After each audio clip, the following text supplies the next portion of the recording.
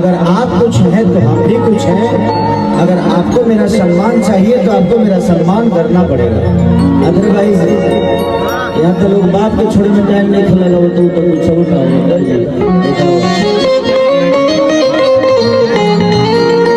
Video तो आप लोग देख लिए होंगे जिसमें कि खेसारी लाल यादव बोल रहा है पवन सिंह को डायरेक्ट कि मतलब जो हमको सम्मान करेगा भाई उसी का सम्मान करेंगे, और जो मेरा नाम लेगा स्टेज पर कहीं भी अच्छा से नाम लेगा जो हमको, उसका नाम हम भी लेंगे। और क्या नहीं तो काहे लेंगे, किस लिए लेंगे, क्या क्यों लेंगे, वो सुपरस्टार है तो हम भी तो एक सुपरस्टार है।